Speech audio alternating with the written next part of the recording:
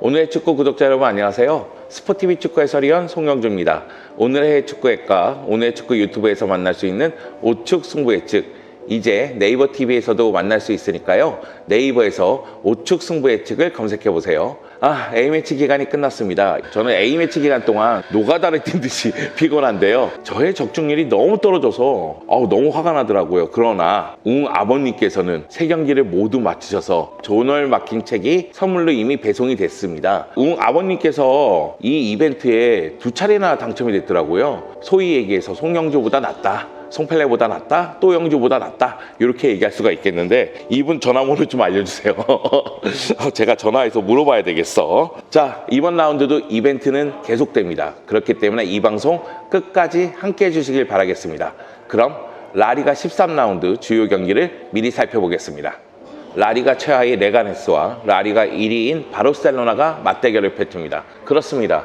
바르셀로나가 승리할 가능성이 매우 농후한 경기죠. 이 경기 제가 스포티비에서 해설합니다. 그래서 뽑은 거 아니겠어요? 그리고 레가네스는 이번 라운드에서 반드시 주목할 팀입니다. 현재 20위에 머물고 있지만은, 그리고 최근 3경기에서 승리가 없지만은 감독이 바뀌었죠. 하베르 아기레 감독이 지휘봉 잡고 나서 소시에다드를 상대로 무승부를 기록했기 때문에 바르셀로나를 상대로도 승점을 획득할 수 있을지 관심이 집중이 됩니다. 여기에 바르셀로나 같은 경우에는 피파 바이러스, A매치 이후에 성적이 안 나오죠. 또 원정 경기에서 올 시즌 약하거든요. 레가네스가 어쩌면 이변을 연출하지 않을까라는 기대감을 만들고 있습니다. 꼴찌인데? 네.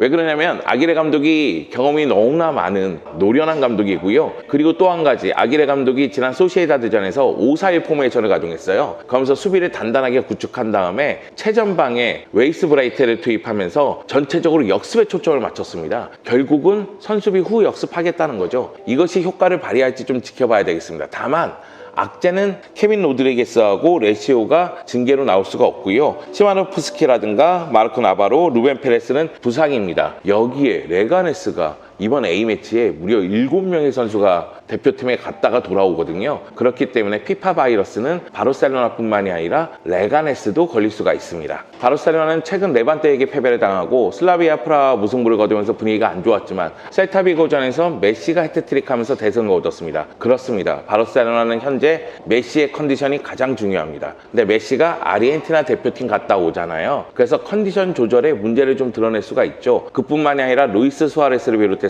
여러 선수들이 대표팀 갔다가 복귀를 합니다. 그리고 루이스 수아레스는 포지션 경쟁자가 필요하다는 얘기를 했고요. 그리즈만은 바르셀로나에서 고생할 거라고 알고 있었다, 각오를 하고 있었다, 이런 뉘앙스로 얘기했거든요. 이건 무슨 얘기냐면 두 선수 모두 현재 자신의 폼이 안 좋다는 것을 인지하고 있다는 얘기거든요. 그리고 메시에 대한 의존도가 또 높아지고 있다는 얘기겠죠. 일단 바르셀로나 입장에서는 발베데 감독은 또 4-3-3 포메이션을 가동할 것이고 선수 명단에는 변화가 크진 않을 겁니다. 그럼에도 불구하고 메시가 힘을 발휘한다면 이 경기에서는 승리를 쟁취할 가능성이 큽니다. 바르셀로나는 레가네스와의 최근 6경기에서 5승 1패를 기록했는데요. 그 1패가 지난 시즌 레가네스 원정에서 당한 패배예요. 그렇기 때문에 바르셀로나도 안심할 수 있는 경기는 아닙니다. 하지만 바르셀로나의 승리를 예상합니다. 메시의 컨디션, 그것에 따라서 경기 결과가 달라질 것으로 보입니다. 그래서 메시 컨디션이 지금 어떤데요? 좋지. 브라질전에서 골 넣었으니까. 근데 이게 뭐냐면 선수의 컨디션이 뭐 이번 주에 좋다고 해서 쭉 좋은 게 아니라 이동 시간도 있고 그러다 보니까 그날 경기의 컨디션은 어떻게 될지 모르는 거지. 송영주처럼. 그치, 정확하지. 다음 경기는 레알 베티스와 발렌시아의 경기를 준비했습니다. 제가 베티스를 올 시즌에 굉장히 흥미롭게 바라보고 있어요. 그런데 루비 감독이 포백을 쓰면서 올 시즌 수비 쪽이 무너지는 경우가 많았거든요. 근데 루비 감독이 드디어 3백을 쓰기 시작했습니다. 그리고 레알 마드리드 원정에서 무승부를 거뒀죠. 그러면서 분위기를 바꿨는데 아쉽게도 지난 안달루시아 더비에서는 세비야에게 패배를 당하고 말았습니다. 근데 베티스가 3백을 가동하면서 수비 쪽에서의 안정감을 높인 것도 나름대로 긍정적인 요소입니다. 그럼에도 불구하고 베티스가 현재 라리 라리가 17위인 이유는 수비력 문제뿐만이 아니라 공격력에서도 문제가 좀 있습니다. 왜 그러냐면은 로렌 모론이 8골 1개의 도움을 기록하고 있지만 다른 선수들이 득점 지원을 제대로 하지 못하고 있습니다. 팩티르는 잘해요. 이번에 영입했던 보라 이글레시아스라든가 후안미라든가 이런 선수들이 해줘야 되는데 제 역할을 하지 못하고 있다는 거죠. 여기에 주에르 페달이 징계로 나올 수가 없습니다. 그러면은 3백 중에 한 자리가 빈다는 얘기가 돼요. 그래서 수비형 미드필더로 올렸었던 바르트라를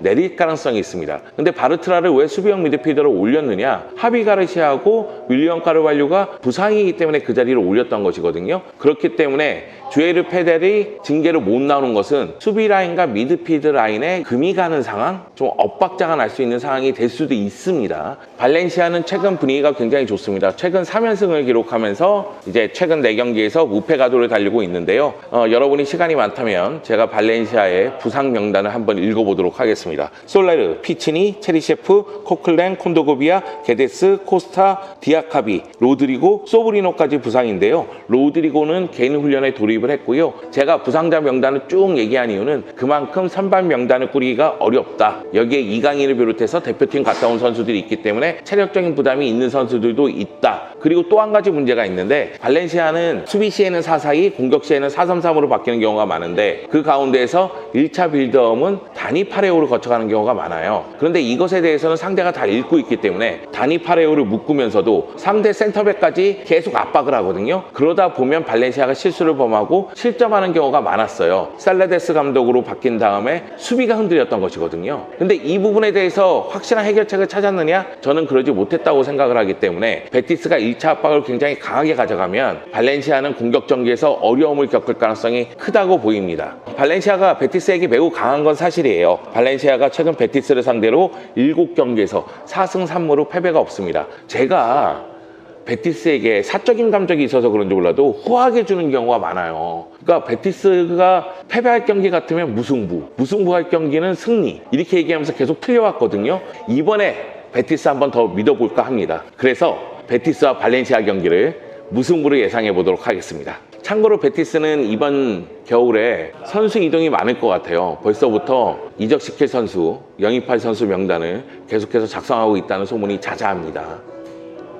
마지막 경기는 레알 마드리드와 레알 소시에다드의 대결입니다. 상승세를 타는 두 팀의 대결인데요. 레알 마드리드 같은 경우는 최근 5경기 무패입니다. 4승 1무를 기록하고 있고요. 역시 이것은 측면 쪽에 호드리고라든가 루카스 바스케스를 기용하고 중앙에 발베르데를 기용한 것이 효과를 봤기 때문입니다. 4-3-3을 바탕으로 해서 공격을 전개하다가 앞서고 있을 때는 이스코를 투입하면서 약간의 변화를 주는 것도 나름대로 효과를 보고 있습니다. 그리고 대표팀에 갔다 온 선수들의 활약이 너무나 좋습니다. 그리고 벤제마는 A매치 기간에 쉬고 있잖아요. 프랑스 대표팀에서 제외되고 있으니까 그것도 플러스 요소입니다. 왜냐하면 벤제마가 올 시즌에 11경기에서 9골 3개의 도움을 기록하고 있는데요. 지난 시즌부터 현재까지 103분마다 한 골씩 넣고 있다고 하더라고요. 68경기에서 41골 13도움을 기록하고 있으니까 말 그대로 레알 마드리드의 해결사 역할을 하고 있다고 봐야 되겠죠. 아쉬운 점이 있다면 마르셀로의 부상인데요. 그러다 보면은 페르랑 멘디가 왼쪽 측면 수비를 책임지잖아요. 근데 페르랑 멘디의 공격력에 대해서는 저는 지금까지도 만족할 만한 수준은 아닌 것 같아요. 마르셀로랑 자꾸 비교하다 보니까 그런 것 같은데 페르랑 멘디가 공격 가담을 해서 날카로운 모습을 보여주지 못하면은 아자르가 혼자서 풀어나가야 됩니다. 그런 측면에서는 마이너스 요소도 있다. 이렇게 평가할 수가 있겠습니다. 소시에다드는 올 시즌 최고의 시즌을 보내고 있습니다. 현재 라리가 5위고요. 최근 5경기에서 승리는 3승을 챙겼습니다. 지난 레가네스전에서 1대1 무승부를 기록한 것이 아쉽기는 하지만 그럼에도 불구하고 최근 흐름이 나쁘다고 보긴 어렵습니다. 그리고 부상자 명단에 이아라 멘디라든가 웨데고르 그리고 포르투가 있긴 한데 그럼에도 불구하고 활용할 수 있는 카드는 많은 편이에요. 소시에다드 같은 경우에는 일단 득점원이 정말로 다양해요. 좀 전에 얘기한 웨데고르, 포르투뿐만이 아니라 윌리안 주제, 이사크 너무나 많은 선수들이 득점포를 가동하면서 공격 쪽에서 제 역할을 하고 있고 디에고 요렌테와 리노르망 중심의 수비도 나름대로 안정감을 유지하고 있습니다. 여기에 미켈 메리노가 공수 연결고리를 잘하면서 득점 지원도 또 하고 있거든요. 그러다 보니까 공수에서 탄탄한 모습을 보여주고 있습니다. 다만 저는 소시에다드는 한계가 있는 팀이라고 생각을 해요. 강팀을 상대로 이길 수 있는 힘이 있느냐? 저는 부족하다고 생각을 합니다. 올 시즌에 벌써 4패를 당했는데 3라운드 빌바오, 7라운드 세비야, 8라운드 헤타페, 11라운드 레반떼입니다. 수비가 끈끈하면서 날카로운 역습을 전개하는 팀에게는 굉장히 어려움을 겪었고, 세비야처럼 볼을 완전히 간수하는 팀을 상대로도 패배를 당했습니다. 레알 마드리드를 상대로도 어려움을 겪겠죠. 왜냐하면 레알 마드리드는 아자르와 베일과 호드리고를 앞세운 공격 전개가 빠른 팀이니까요. 레알 마드리드는 소시에다드를 상대로 최근 18경기에서 14승 1무 3패로 앞서 있습니다. 하지만 소시에다드가 지난 시즌 레알 마드리드하고 두 차례 대결에서 모두 승리를 거뒀죠. 그래서 레알 마드리드도 조심을 해야 되는 경기이긴 합니다. 그럼에도 불구하고 레알 마드리드가 지금 너무 무서워요. 지금 탄력 받았어. 하물며 크루토아가 5경기 무실점이야. 수비도 탄탄해지고 있어요. 그렇기 때문에 레알 마드리드가 소시에다드 상대로 고전할지라도 승리를 챙길 거라고 예상합니다. 레알이 지금 회복한 거는 비결이 뭐라고? 저는 지단 감독이 플랜 A를 짜는 데 있어서 시간이 걸렸다고 생각해요. 모드리치가 부침이 좀 있잖아요. 베일은 뭐 말할 것도 없고, 결국은 모드리치 자리에 누구를 써야 되느냐, 베일 자리에 누구를 써야 되느냐, 그것에 대한 고민이 있었단 말이에요. 그리고 이번에 영입한 선수들이 초반에 부상도 있었고 컨디션 조절에 좀 문제가 있었잖아요. 아자르도 과체중이었고, 근데 아자르도 살이 빠지면서 컨디션이 끌어올라오는 상태고, 발베르데라는 미드필더를 기용했는데 너무나 잘하는 거야. 진짜 잘하는 거야. 거기다가 호드리고가 나름대로 오른쪽 측면에서 잘해주고 있고, 그러다 보니까 이제 지단 감독 입장에서는 패턴도 다양해질 수가 있고 활용할 수 있는 카드도 많아진 거죠. 그러다 보니까 레알 마드리드가 이제 탄력을 받고 올라가고 있는 상황이고, 그리고 크루토아의 활약에 대해서도 많은 분들이 의문점을 던지는데, 크루토아가 사실 레알 마드리드에서 부진했던 거 맞아요. 그런데 스페인 언론 쪽에서는 벨기에 대표팀 갔다 온 다음에 크루토아가 안정감을 찾았다, 그런 얘기가 나왔거든요. 그래서 크루토아가 최근 흐름을 봤을 때는 너무 좋기 때문에 레알 마드리드가 공수에서 힘을 발휘하는 것 같아요.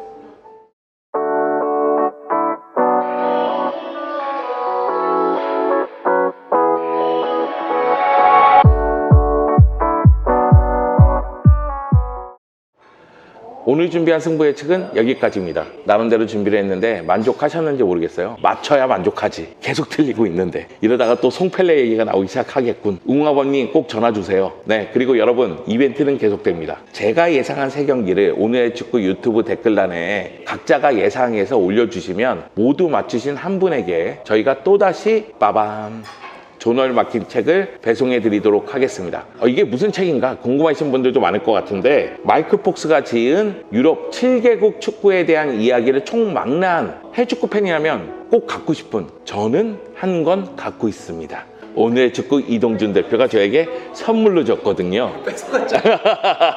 꼭 이벤트 도전하셔서 이 책 선물로 받아가세요. 우측 승부 예측은 오늘의 해축구 앱에서도 만나실 수가 있습니다. 그럼 저는 다음 라운드에 돌아오도록 하겠습니다. 감사합니다.